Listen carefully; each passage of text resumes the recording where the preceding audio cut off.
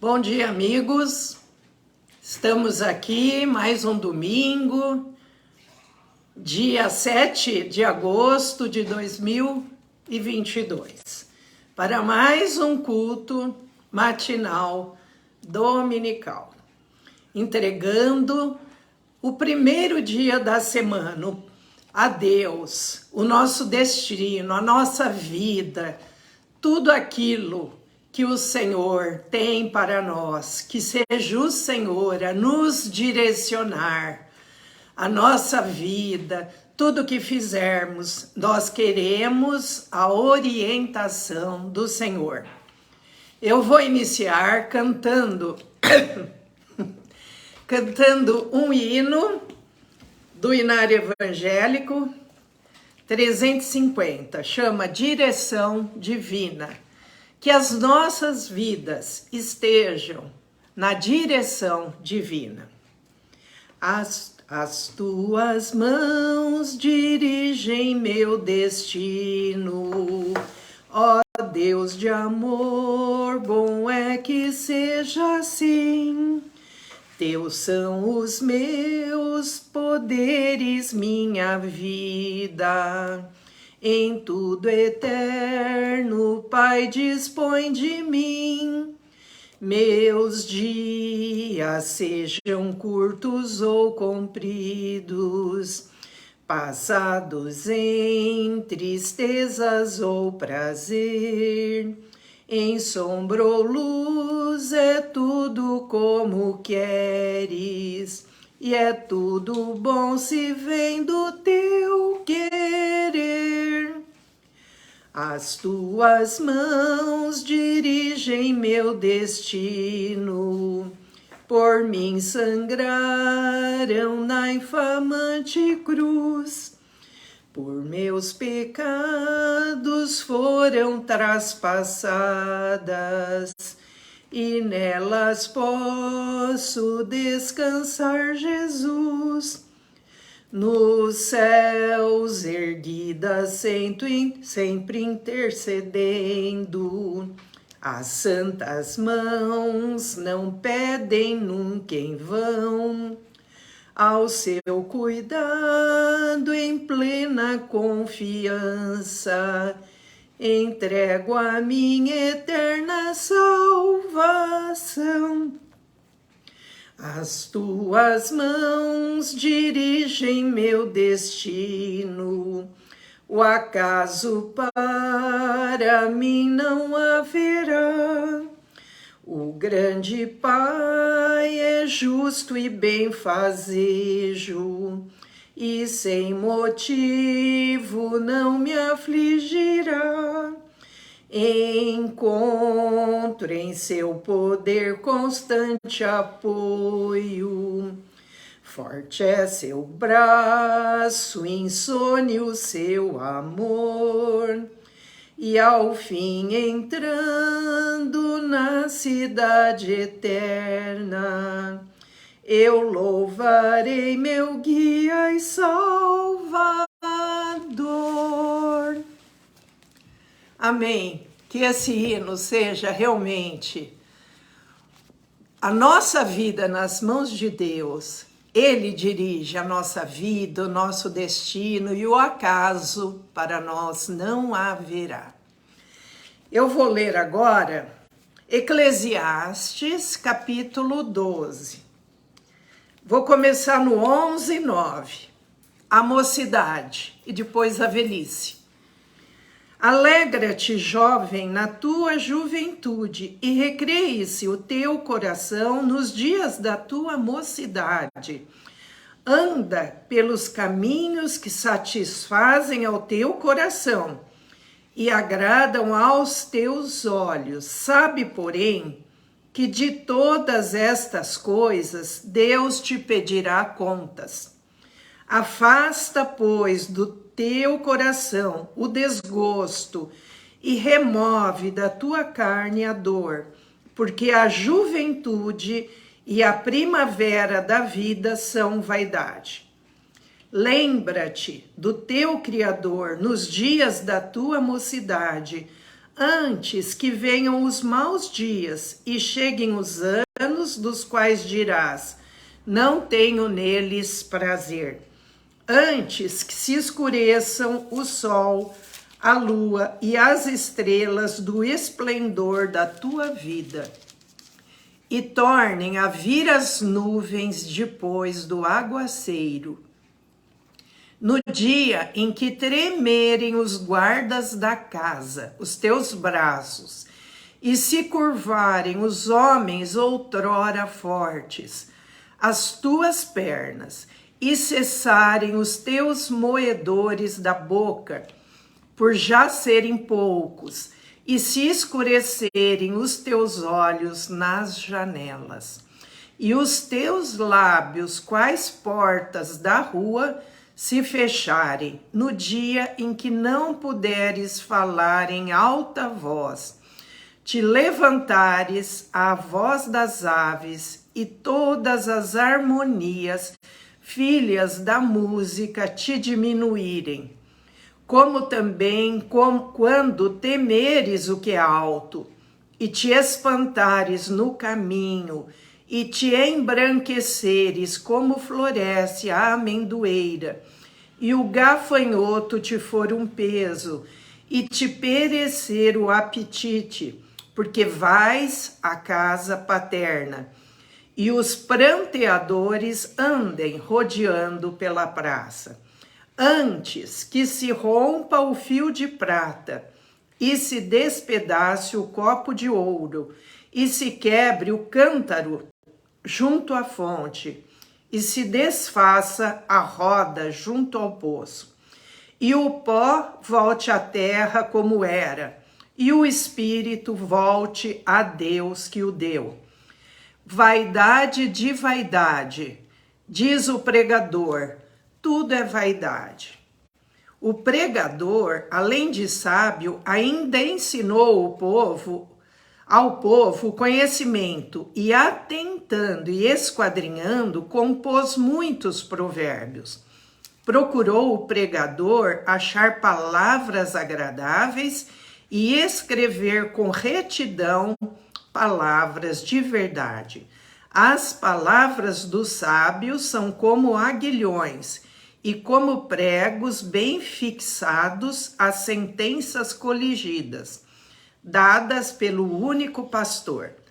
Demais, filho meu, atenta, não há limite para fazer livros, e o muito estudar é enfado da carne.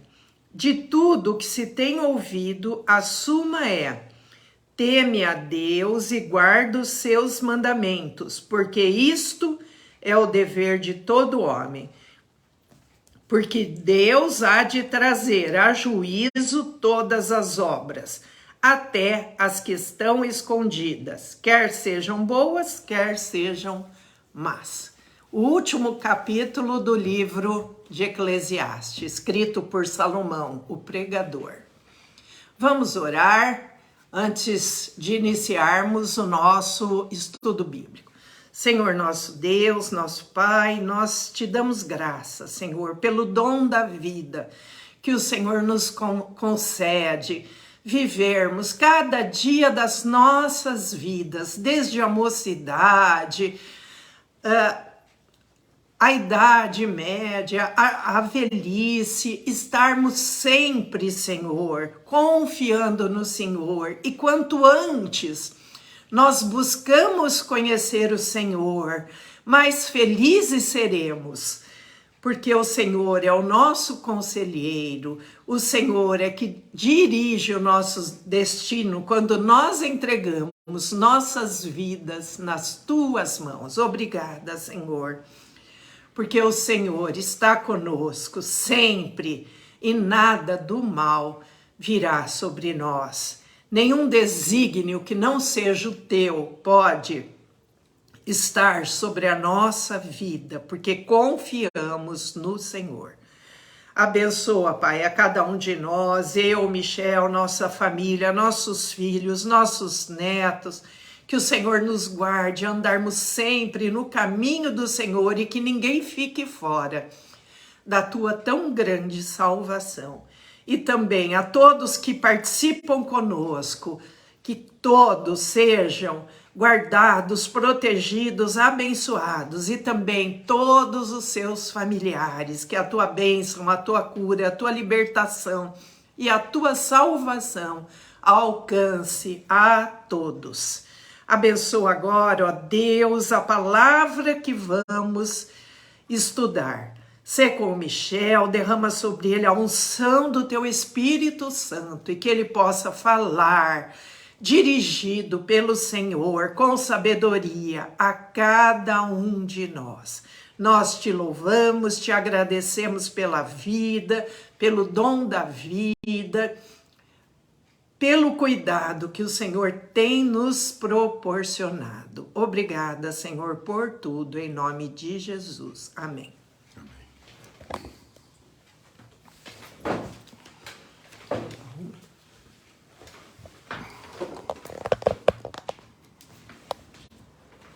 Bom dia, irmãos, bom dia, irmãs. A graça e a paz de Cristo esteja com todos vocês. Continuando o nosso estudo, eu gostaria hoje de falar sobre trabalho. E por que o trabalho? Porque falamos a vez passada o que fazer entre nascer e o morrer. E nós sabemos que o trabalho é diferente de uma prestação de serviço. Muitas vezes nós dessignificamos o trabalho. E a passagem que eu quero pegar para a gente meditar nela está em João, no capítulo 5. Gostaria que os irmãos e as irmãs abrissem João, capítulo 5, em que Jesus cura um paralítico. E depois os religiosos questionam o paralítico e o paralítico dá a conhecer que quem o curou foi Jesus. E no versículo 15 diz assim: o homem retirou-se e disse aos judeus que estavam interrogando ele, quem o havia curado ele no sábado? E ele disse: Jesus, quem me curou? E os judeus perseguiam a Jesus, porque fazia essas coisas no sábado. Versículo 17, mas ele lhes disse, meu pai trabalha até agora, e eu trabalho também. Por isso, pois, os judeus ainda mais procuravam matá-lo, porque não somente violava o sábado, mas também dizia que Deus era seu próprio pai, fazendo-se igual a Deus. Então hoje eu quero falar sobre o trabalho, o porquê do trabalho. O trabalho é um movimento, queridos. Não é uma atividade como muitas vezes nós pensamos. Existe muitas vezes muita atividade e pouco movimento. Isto é, pouco trabalho. Jesus afirmou aqui, meu pai trabalha até agora e eu trabalho também. E quando Jesus foi buscar pessoas para trabalharem para o reino, ele falou, vai buscar trabalhadores para trabalhar na vinha, no reino. Ele não foi procurar prestadores de serviço. O trabalho é algo que você faz com amor desinteressado. Prestação de serviço, você precifica já alguma coisa para receber depois de concluir o trabalho que você fez. Para alguns, lá no Jardim do Éden, a visão que as pessoas têm é que é um lugar apenas de gozo, de lazer e que não existe trabalho.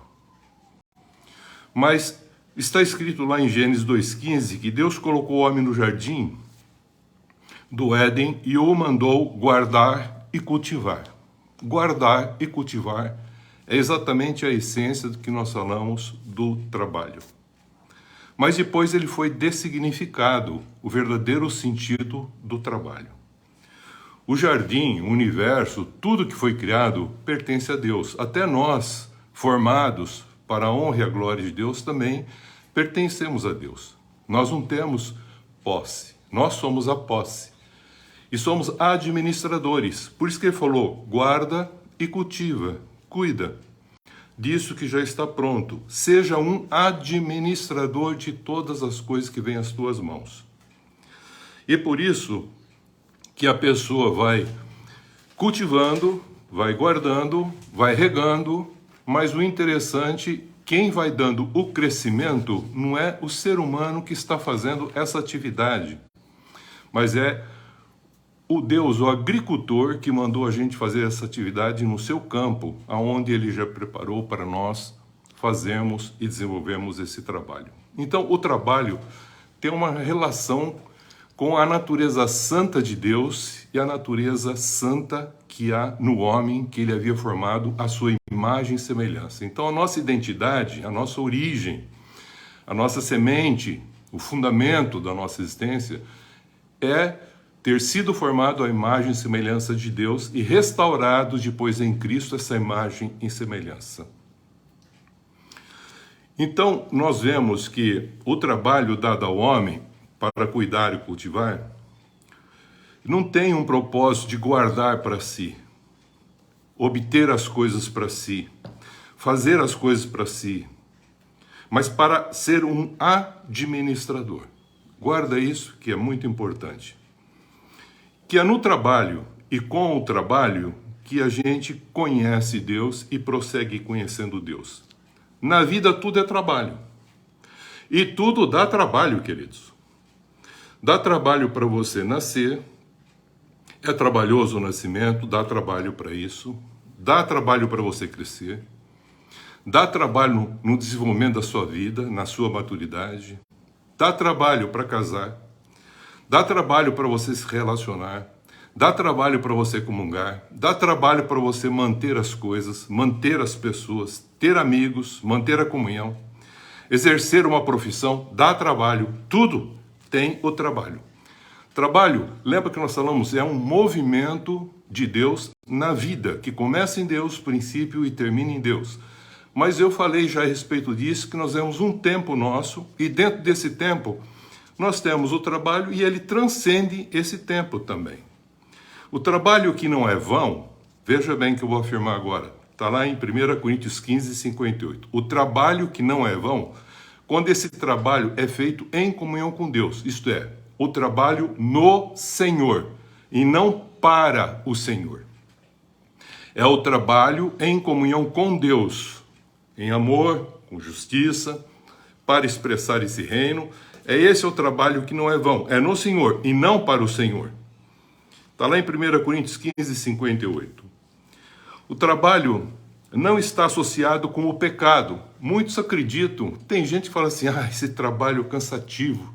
Deus colocou a gente para ficar trabalhando, mas não entende, a gente trabalha, mas diz Eclesiastes que tudo é vaidade. Na realidade, o que significa o trabalho não é como as pessoas estão pensando. O que dessignifica ele é a prestação de serviço, que foi mudado e houve esse problema de não entendimento mais do significado real do trabalho. Aquilo que eu falei, existe muita atividade, querido, e pouco movimento, porque trabalho é movimento, não é atividade. Tem gente que está andando muito, fazendo muito, mas realizando muito pouco. O trabalho passou a ser um ambiente, hoje, de capacitação. Quem é mais capacitado? Também de produção. Quem é que produz mais? De quantidade. E não mais visto de uma forma pedagógica, como Deus colocou para a gente entender o sentido da vida e o trabalho dentro desse contexto. O trabalho quanto ao propósito, falei sobre a identidade nossa. Agora, quanto ao propósito, para o qual os seres celestes e os terrestres foram formados, foi para fazer com que a glória de Deus fosse manifestada através de cada um de nós. E que não buscássemos os nossos interesses, a nossa própria glória. O que aconteceu? Aconteceu que o primeiro que dessignificou o trabalho foi Lúcifer. Isso mostra nitidamente que ele reivindicou, ele realizava um trabalho perante Deus e ele tinha o sinete da perfeição. O que era o sinete da perfeição? Todo o trabalho que passava tinha que ter a aprovação de Lúcifer, esse anjo de luz. E ele tinha o sinete da perfeição em que ele liberava, aprovado, ou não, não está aprovado. Achou-se no coração dele exatamente o comércio, porque fazendo esse trabalho, fazendo essa condição, ele pensou numa prestação de serviço. Ora, se eu estou fazendo e eu que aprovo tudo, só falta para chegar em Deus aqui, é tão pertinho, eu vou subir um degrau para cima, porque eu tenho interesse de crescer. Se eu sou esse que libero tudo, então por que não ser o próprio Deus? E achou no coração dele comércio. Esse é o grande problema. Houve uma desqualificação, porque ele quis obter os seus direitos. Ele não fez uma coisa errada. Ele simplesmente, achando que ele está fazendo algo certo, ele quis mais do que foi dado para ele. Ele passou aquela linha que eu falei. Ele extrapolou aquela linha. Ele quis ser Deus. Ele não ficou limitado à linha e nem usou um movimento em forma de espiral para empurrar essa linha do conhecimento de Deus, mas ele simplesmente passou esse limite, como eu já expliquei em estudos anteriores. Ele passou esse limite. Então, ao ser formado como criatura, ele quis viver de forma independente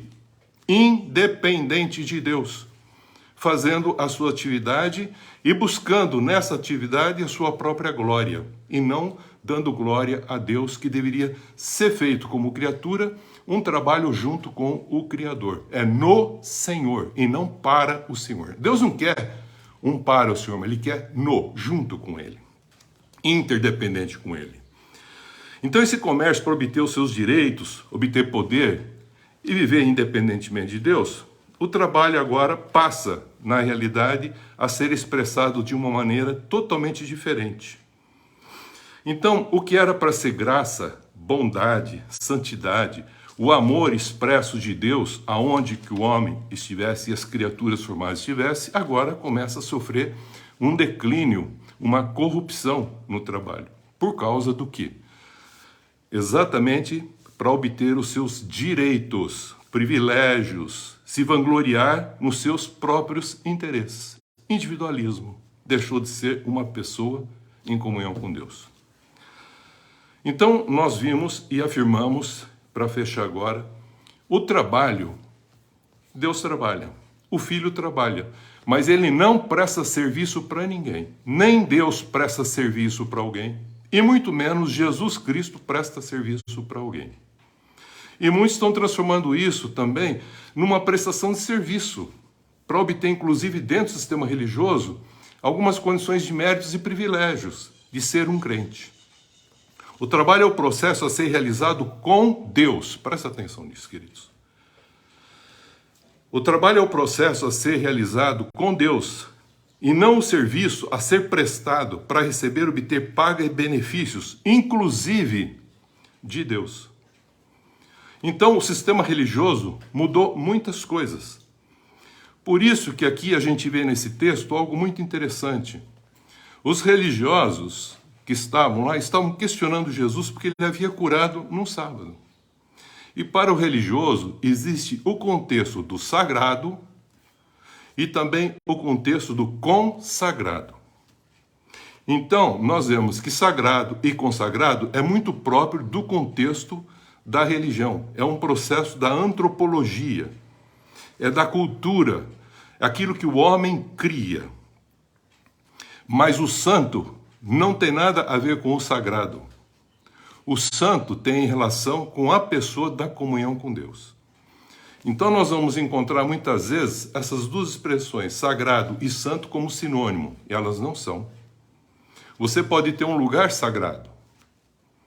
Muitos falavam um lugar sagrado de adoração. Os homens assim o constituíram. Mas ali não tem nenhum santo. Então não é assim que se forma o sagrado. O sagrado não se forma por um contexto cultural, antropológico que o homem quer construir. Um templo que é falar aqui Deus habita, é santo. Não é santo, é sagrado. O santo é se um santo estiver nesse lugar que é sagrado, porque o sagrado só existe se tiver o que? O santo lá. Se não tiver santo, não é sagrado. Então, lugar, palavras, ritos, ordenações, tudo isso está dentro do contexto sagrado da religião, mas não pertence ao reino de Deus que fala santo. Porque Deus em nenhum lugar falou, sede sagrado porque eu sou sagrado. Mas ele disse, sede santo porque eu sou santo. Santo significa separado. Isso sagrado é aquele voltado para um divino, que pode ser um divino, que é esse Deus único, como qualquer outro divino que está na cabeça do homem, antropológico, que constrói um lugar e fala que aquele lugar é sagrado. Uma pedra pode virar sagrada, um lugar vira sagrado, um rito vira sagrado. E aqui o sábado era tão sagrado para esses que eles queriam matar. Enquanto a lei fala não matarás, eles queriam matar. Eles estavam quebrando uma lei para guardar um sagrado. E deixaram de ser santo para manter o sagrado. Isso que acontece nos dias atuais. Lembre que a sua origem, a sua identidade é em Deus. E você recebeu uma semente santa. Você, no princípio, era assim. Você foi gerado. E você também foi enxertado na essência de tudo que era bom e tudo aquilo que pertencia a Deus dentro da sua imagem e semelhança. Você tinha uma essência da videira, você tinha uma essência da oliveira, você tinha uma essência do trigo, você tinha todas essas essências. E é claro que cada árvore tem a sua espécie, e cada espécie tem a sua semente. Conforme a semente vai gerar na árvore, que vai produzir frutos, que tem semente em si, que geram outras árvores. Então, como a árvore que foi considerada uma árvore frutífera, o homem muitas vezes é visto assim na Bíblia, ele diz que ele produz frutos. Se ele estiver plantado com essa gênese, com essa semente que Deus colocou da sua imagem e semelhança, se ele estiver plantado junto às correntes das águas, que fluem de Deus, que alimenta essa planta, que alimenta a sua raiz e que produz os frutos no seu devido tempo. Ele faz então uma comparação, inclusive no Salmo 1, falando exatamente que o justo é assim, como uma árvore frutífera, que produz o seu fruto no seu devido tempo. O homem, então, em lugar de vigiar e guardar, cultivar, lá no Jardim do Éden, o que Deus havia pedido, esse trabalho, que é santo, ele passa a usar o trabalho como posse agora, como controle, direito, para ter privilégios, e de ter o produto e o resultado dele para si. Então ele voltou tudo para si. Então ele tinha consciência de si, mas com o pecado ele gerou agora tudo para si. Inclusive o próprio trabalho sofreu essa alteração. Em lugar de ser um trabalho, vira uma prestação de serviço que no fundo o homem está buscando os seus interesses. Então, em vez de ele guardar, cultivar, dar o testemunho a respeito, ele está buscando agora os seus direitos. Um ambiente de trabalho passa a se tornar agora comercial, de interesse, e não mais um contexto pedagógico. Porque a pedagogia do trabalho é aprender a relação e a comunhão que existe na vida entre Deus, o homem, e o homem, o seu próximo, as pessoas. Esse é o contexto do trabalho, um servindo ao outro. Fazei tudo como se fosse para o Senhor. E como que a gente faz para o Senhor? É ajudando o irmão, recebendo a bênção do irmão. É esse processo da santificação em piedade e também o processo de santificação em misericórdia, amando, sendo amado e fazendo com que isso, Deus, seja revelado através de cada um de nós. O ambiente no Éden, querido, era totalmente favorável para que Adão e a Eva não só entendesse, mas aprendesse e compreendesse plenamente o verdadeiro sentido do trabalho. De não controlar, de não se empoderar, de não se individualizar. E por que isso? Por quê? Eles quiseram o quê? Agora ter os seus direitos. Porque o mal veio e disse para eles, no dia em que você comer, certamente você será. E Deus falou, você é, por isso você fará. Mas eles começaram a inverter o processo, do fazer para ser. E Deus falou, porque você é, você faz. Mas o pecado inverteu toda a ordem.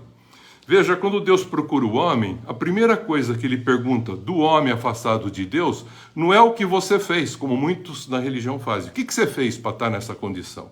O próprio Jó sofreu o contexto de 3 amigos. Ele faz Bildad e Esofre. Legalismo, moralismo e dogmatismo religioso. O Eliú lá, que abriu um pouquinho a cabeça do Jó. E para esse Deus não pediu para orar, mas pediu orar pelos 3 religiosos que estavam lá, ocupando exatamente alguém para ficar perturbando o contexto do próprio Jó. A gente percebe como é interessante a gente entender esse contexto dessa visão do que é o trabalho. Então, se lá era para eles entenderem essa condição santa do trabalho, essa natureza santa que o trabalho proporciona, então não era para controlar nada. Não era para empoderar ninguém com isso. Nem individualizar, como eu falei, ninguém. Não é para possuir vanglória, mas é para expressar tudo para a honra e a glória de Deus. E o que eles fizeram? Começaram a pensar e voltar tudo para si. Deus é o Senhor e o dono, falei, do processo da vida. O homem, ao querer ser dono, e o Senhor, inclusive, da sua própria vida, ele se faz Deus e se corrompe. Não só corrompe o trabalho, mas corrompe muitas situações de sua vida, e ele passa a entender alguns sentidos de uma forma totalmente equivocada. Aí o homem perde a sua vida psique. A sua alma é perdida quando ele perde a comunhão com essa semente incorruptível, que é a palavra de Deus, que é Cristo.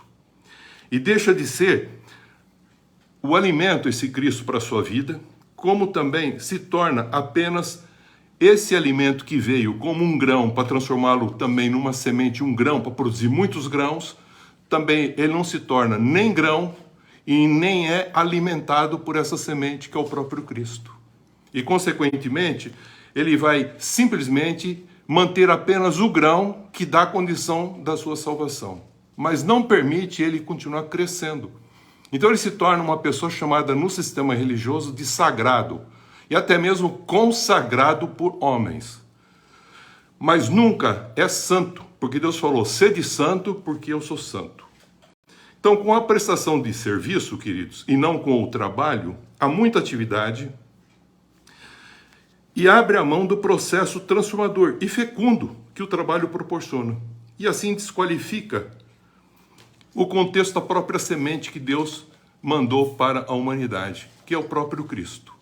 Essa é a razão de Jesus, o Cristo de Deus, se dar como alimento, queridos, para nós.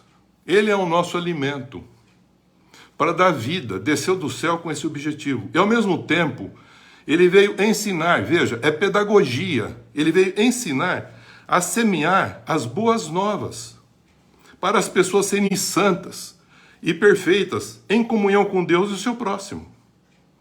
Então ele não só veio alimentar a gente, ele veio nos salvar para depois nós termos as condições de expressarmos também esse alimento para outros e também sendo alimentados, alimentarmos, sendo abençoados, abençoarmos, sendo amados, amarmos, sendo perdoados, perdoarmos. Então ele veio trazer todas essas condições. Por isso que em Mateus 13, Jesus, como o trigo, ele diz, se eu ficar, fico eu só, mas se eu morrer, eu vou produzir muitas sementes. Negue-se a si mesmo, tome a sua cruz e siga-me. Ele fez isso para que existisse muitos trigos. E no mundo há trigo e joio. Tudo vai crescer junto, até a consumação do século nós já vimos. Então ele dá condição, primeiro, ele sendo o trigo, sendo ele triturado, ele se dá como pão para nós, alimento. Mas ao mesmo tempo ele nos dá a semente que nós perdemos, que é a imagem e semelhança, ele restaura, 1 Coríntios, capítulo 15, ele fala isso, ele restaura agora a imagem e semelhança que foi perdida, e o homem agora pode receber uma vida plena, zoe, também, e eterna, aion. Para que isso que ele está dando? Ele está dando agora para nós também, não só termos o grão, mas expressarmos com a nossa vida esse grão e produzirmos frutos para que outras pessoas também tenham sementes e que a gente possa levar esse alimento que nós recebemos, que é Cristo, e dar para outras pessoas. Jesus também, ele fala em João 15 uma coisa interessante que às vezes passa desapercebida. Ele diz o seguinte: eu sou a videira verdadeira e meu pai é o agricultor. Veja, ele voltou ao princípio que nós estamos falando. E olha o que ele diz: eu produzo muitas uvas, mas as pessoas pisaram as uvas que eu trouxe. E pisando as uvas, ele se dá agora a vida, como o vinho. Ele é o pão, ele também é aquele trigo que dá semente para ter outros trigos, mas ele também, como filhos de Deus, mas ele também dá a sua própria vida. Porque pisaram, os frutos, as uvas que eles estavam fazendo de amor foram pisadas. E saiu o quê? Vinho. Ele dá agora a sua vida. Mas não é só isso. E Jesus, como oliveira verdadeira, provém do Espírito Santo, gerado pelo Espírito Santo, formado pelo Espírito Santo, o próprio Deus agora encarnado, tem o seu fruto da oliveira, que é a oliva, a azeitona. Prensado pela condição humana, o que ele produz? O óleo, o azeite que dá consolo, que dá comunhão, que dá bênção, que faz com que o Espírito Santo e o Espírito de Cristo agora esteja em cada um de nós. Então, o próprio Cristo, queridos, o próprio Cristo, faz com que a gente possa não só dele se alimentar, mas também dele receber as sementes necessárias para reproduzir.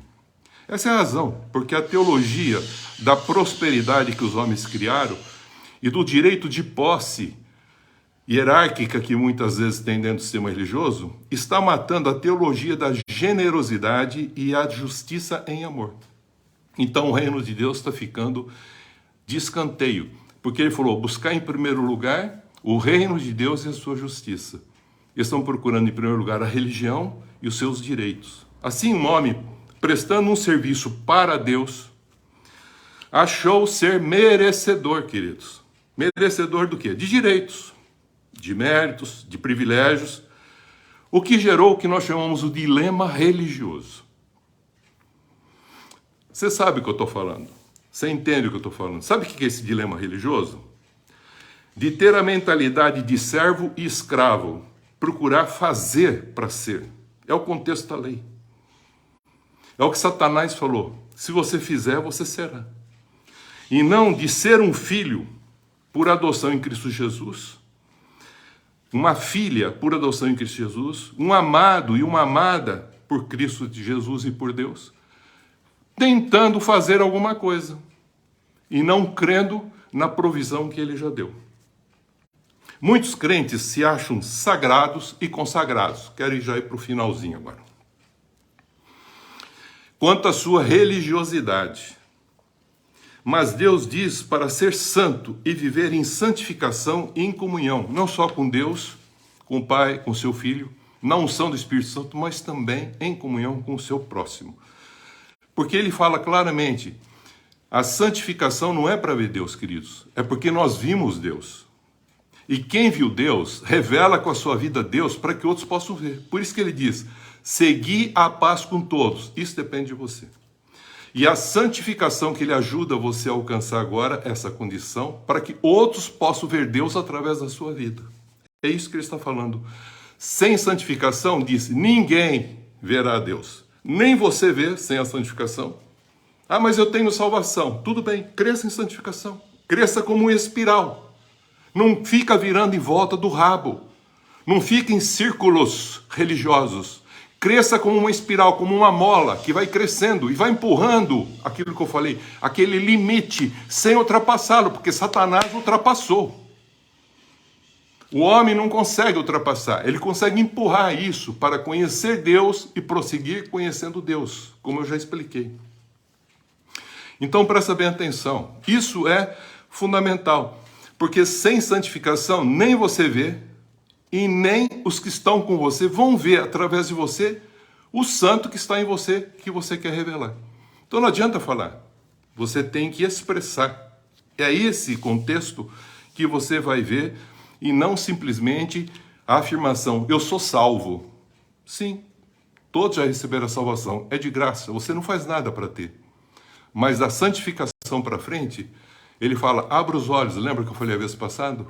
Levanta, e Cristo vai te esclarecer, para que você possa tomar uma posição para expressá-lo com a sua vida.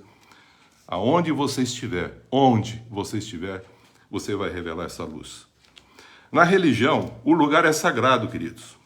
O serviço é sagrado, as coisas são sagradas, as ofertas são sagradas. O dia aqui, vocês vejam, o sábado é sagrado. E Jesus falou, o sábado, o sacerdote quebra o sábado. Tem muita coisa para falar a respeito, não dá tempo, mas...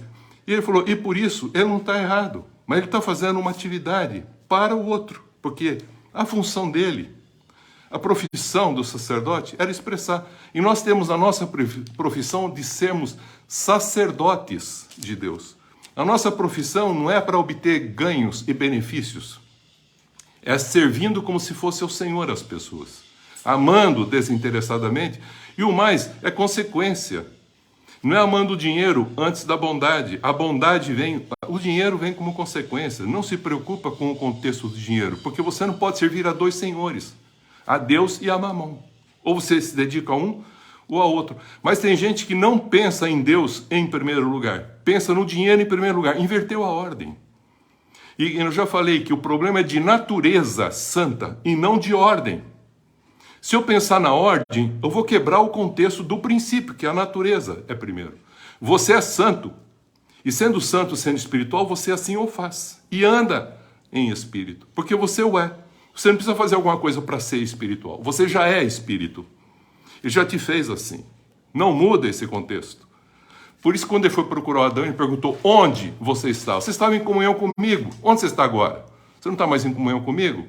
Segunda pergunta que ele faz para o Adão, quando ele se afastou, foi, quem te disse para viver desse jeito? E o terceiro, aí ele perguntou o quê? O mal começa do contrário, ele pergunta, o que você tem que fazer para ser? O que você tem que fazer para ser um filho de Deus? Ele falou, não, você é um filho de Deus, por isso que você vai fazer. A segunda pergunta do mal vem no sentido contrário. Então, a coisa que ele fala é o que, depois ele pergunta de forma diferente. Ele não vai no princípio, como Deus falou, onde? E depois ele fala quem. Aí ele fala assim, quem disse que é assim? É mentiroso quem disse assim. Então ele inverte. Ou ele começa no o que você fez, quem disse que era assim, depois ele inverte e fala assim, então onde você quer ficar? Aonde você quer estar? E tem muita gente que está onde, que é um lugar sagrado sem Deus. Então vou explicar isso melhor. Então a gente vê dádivas, ofertas, o óleo, até mesmo as pessoas dizendo, sou sagrado, eu estou consagrado. Aí a pergunta é, você é santo? Justo? O sagrado disse que é um contexto de construção humana, antropológica, feita pelo homem, religioso, cultural, tem vários lugares. Deus nunca pediu para você ser sagrado e nem consagrado. Ele pediu para você ser santo, separado. Separado significa alguém que está para prestar algo totalmente distinto com a sua vida. Não vivendo mais para si mesmo, mas sim para a glória de Deus. No reino de Deus, os santos são pessoas que são separadas, que expressam a vontade de Deus. Já falei aquelas 4, né? De forma livre, espontânea, não legalista por obrigação, mas faz tudo com justiça e amor. Sede santo, porque eu sou santo. Jesus mostrou em Mateus 13 que, sendo trigo, querido, quero encerrar aqui, ao ser triturado, ele se deu como pão. Deus não quer o trigo, você como um trigozinho, não. Ele quer você como um pão, um pedaço desse pão, um pedaço de Cristo que alimenta outros que estão com fome de Cristo. Deixa ser triturado. O teu sofrimento só vai expressar exatamente a essência do que está dentro de você. Sendo a videira verdadeira, Jesus, tá? Ele fala lá em João 15, o seu fruto, quando pisado, ele, Jesus, se dá como vinho, dá vida para nós. E sendo a oliveira verdadeira, e tendo o seu fruto prensado, ele se dá como o Espírito Santo, para que cada um de nós possa agora glorificar a Deus e ser fortalecido para expressar esse Cristo em cada um de nós. Assim o homem salva a sua alma quando transforma os seus frutos em alimento para outros e conserva as suas boas sementes desses frutos para gerar outros novos frutos espirituais de vida em outras pessoas. Isso é fundamental, querido. Esse é o grande trabalho de Deus. O homem é natural. Ele se tornou um explorador da semente da palavra de Deus e não um guardador e cultivador dessa semente da palavra de Deus. Ele mudou a identidade da semente natural que Deus colocou, a sua palavra, numa semente híbrida de seus interesses, queridos, para obter bons resultados, para obter lucros. Mas a semente híbrida, eu quero dizer para você, ela é estéril. Mas ela alimenta parte do processo. E não o processo como um todo, para a glória de Deus. Então eu quero dizer para você que muitas vezes a palavra de Deus não está surtindo o efeito que deve surtir, porque ela se tornou híbrida nos interesses de homens, gerando um contexto do sagrado e não de um santo. Então a semente híbrida aumenta a produtividade do fruto, mas quebra a fecundidade de gerar novas sementes, como aquela que provém da imagem e semelhança de Deus. Isto é, quebra o processo de reprodução para gerar um filho de Deus como Cristo, mas alimenta um filho da religião. Porque o híbrido você come, mas não tem mais a semente. Então você fala, a pessoa vê o fruto, você come, mas você não produz, você não reproduz mais um filho para o reino de Deus. Você acaba produzindo um filho para o sistema religioso. O homem, ao fazer uma prestação de serviço e não realizar um trabalho, veja, prestando um serviço e não realizando um trabalho, deixa de ser aquele que guarda e cultiva o que Deus pediu. Tudo que ele criou, falou, domina sobre tudo, cuida. Mas ele não faz isso. E o que ele faz? Não consegue gerar outra pessoa como Jesus Cristo. Não ajuda outras pessoas a crescerem. A imagem e semelhança de Deus. O homem perde a sua alma quando? A alma que ele está falando aqui perde a sua vida quando? Quando perde a comunhão com o Espírito Santo de Deus. E faz o trabalho uma prestação de serviço comercial de interesse. Com isso, o homem quer controlar a vida, quer dominar a vida, quer ter o domínio sobre o outro, quer ter posse, quer ter direito, quer ter privilégio e quer estimular a alta produtividade. Por isso que ele acaba sofrendo e passa sacrifício por causa da sua iniquidade. Porque a semente foi corrompida. E essa semente é Cristo em cada um de nós. É a palavra de Deus, que é o verbo de Deus, agora em cada um de nós. É Cristo. E Jesus disse algo que é, assim, fundamental para encerrar. Ele disse assim lá em Mateus, depois que você fizer tudo certinho, considere-se um servo inútil. Durante muito tempo eu ficava pensando, depois que eu fizer tudo certinho, considere-se um servo inútil. Você não fez nada mais do que obrigação legal. Agora, você quer ser perfeito? Foi o que ele falou para aquele rico. Você quer ser perfeito?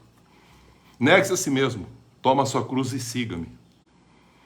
Porque o contexto de guardar a lei, você não fez nada mais do que obrigação. Agora, você quer caminhar a segunda milha? Ele falou, então agora eu vou te dar a direção. Ser útil, nada mais do que ser inútil. Porque apenas guardou o que a lei diz. Tem muita gente até hoje guardando simplesmente a lei, queridos. Não vai a segunda milha, não caminha a segunda milha. Não tem um amor desinteressado. Por trás sempre tem esse amor interessado.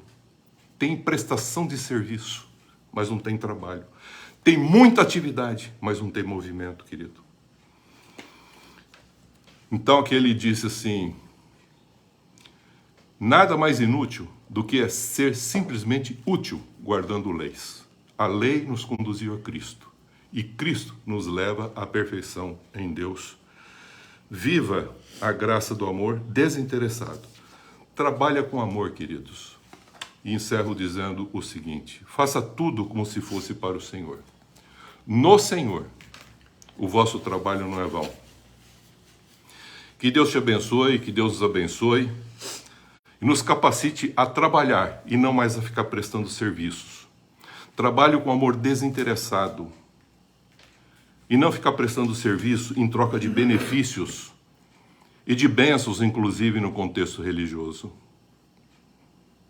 Amém, queridos? Que nós possamos fazer da nossa vida a essência daquilo que ele falou lá no princípio. Meu pai trabalha até hoje e eu trabalho também. E ele chama para a sua vinha trabalhadores. Sejamos trabalhadores, não prestadores de serviços. Eu, durante algum tempo, fui prestador de serviço, querido. Hoje eu quero dizer para você, não seja mais não. Perdi muito tempo, porque eu achava que estava fazendo para o Senhor. Não, você não estava fazendo para o Senhor. Hoje eu sei que eu estou fazendo no Senhor todas as coisas, para a honra, glória do nome dEle. Então, eu quero dizer para você, querido, que eu já passei por isso. Eu não estou criticando o sistema. Aprendi num sistema religioso, mas não quero ficar preso a um sistema religioso. Entenda o que eu estou falando para você, querido. Aprenda, vê de tudo, retende o que é bom, mas aprenda com Jesus Cristo e Ele vai te esclarecer.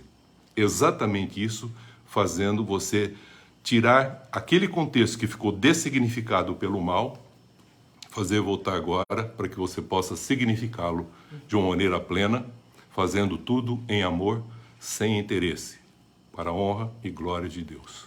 Que Deus abençoe em Cristo Jesus.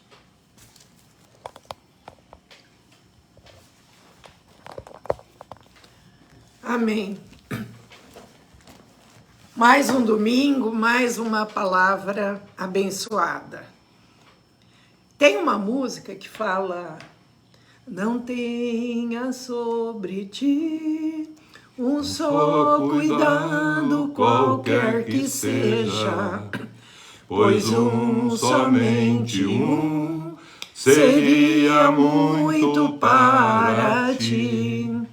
É meu, somente o meu todo trabalho, e o teu trabalho é descansar em mim. É meu, somente é meu todo trabalho, e o teu trabalho é descansar em mim. Amém. Nossa, agora eu fiquei rouca. Então, vamos orar, encerrando o nosso culto. E se você tiver algum pedido, alguma necessidade, esteja colocando agora diante de Deus e Ele ouvirá a sua oração. Senhor nosso Deus, nosso Pai, em nome de Jesus Cristo, Teu Filho amado, entramos, Senhor, no Teu trono de glória e poder com intrepidez, porque Jesus já abriu esse caminho para nós. E na presença santa de Deus, colocamos a nossa vida, a vida de cada um que participa conosco. Amém, Pai.